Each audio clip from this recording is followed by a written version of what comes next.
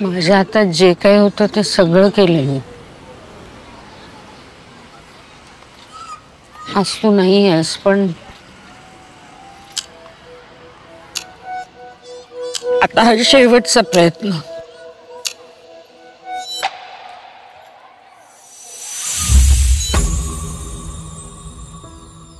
हाय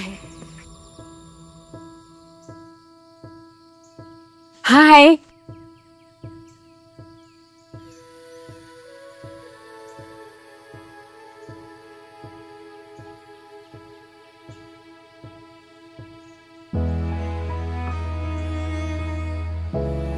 मी ओळखलं नाही तुम्हाला. मी इथे राहत नाही. मी हे अमेरिकेहून आले.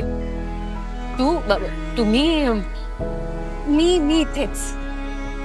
मी सुमित्रा. आपण ओळखतो एकमेकींना.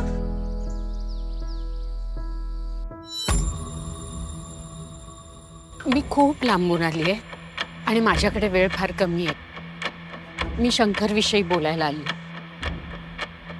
तुझ्या अतिप्रेमाने तो बिघडणार आहे आणि शेवटी सगळं हातातून निसटून जाणार आहे. काय बोलताय? तो फक्त 2 वर्षाचा आहे. तो दारूच्या आहारी जाईल. घर संपत्ती सगळं गमावून बसेल. बस, माझ्या मुलाविषयी एकही शब्द मी ऐकून घेणार नाही.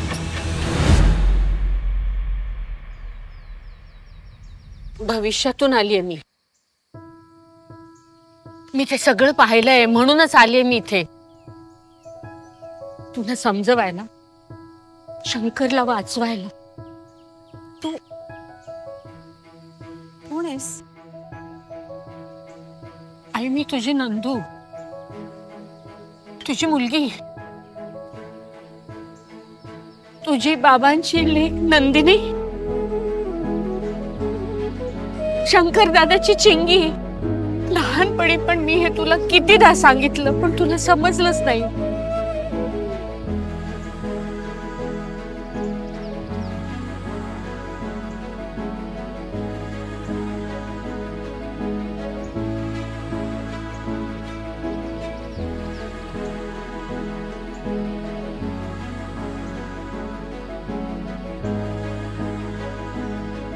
हे घड्याळ माझ्या सासऱ्यांचं आहे.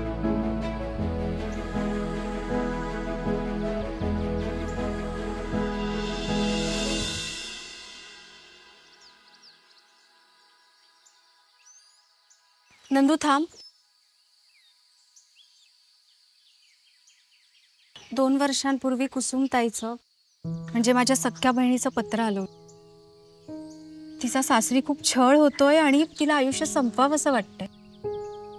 तिला खूप समजावायचे पण तिचं म्हणणं मी कधीच गांभीर्याने घेतलं नाही. माझ्या नवीन संसारात रमले होते ना मी.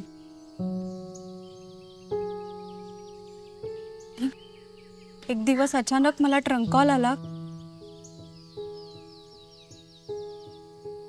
ताईने आत्महत्या केली. काय?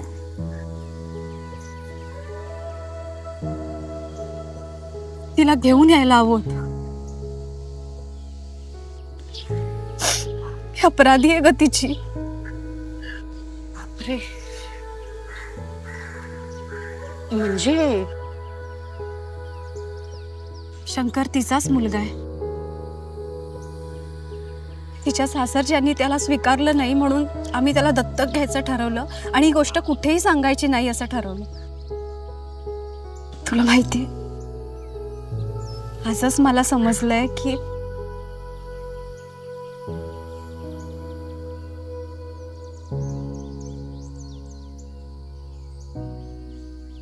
आई, अगं तुझ्या मनातला हा अपराधी भावच तुला आणि त्याला दोघांनाही त्रास देतोय.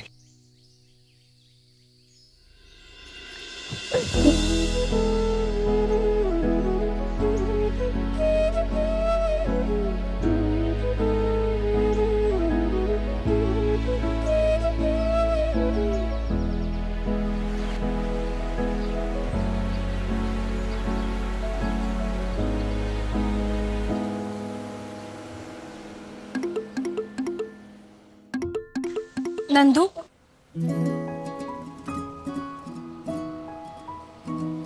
आहे तू इथे? हो नंदू, मी शंकरला भेटले. मी त्याला पाहिलं, त्याने मला नाही पाहिलं. मी त्याची माफी मागितली आणि त्याचा निरोप घेतला.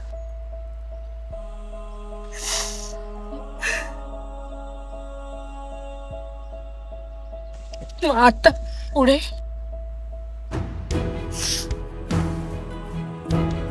आता मी आहे ना, तू काही काळजी करू नकोस. मी सगळं ठीक करेन. मला शंकर बाळा.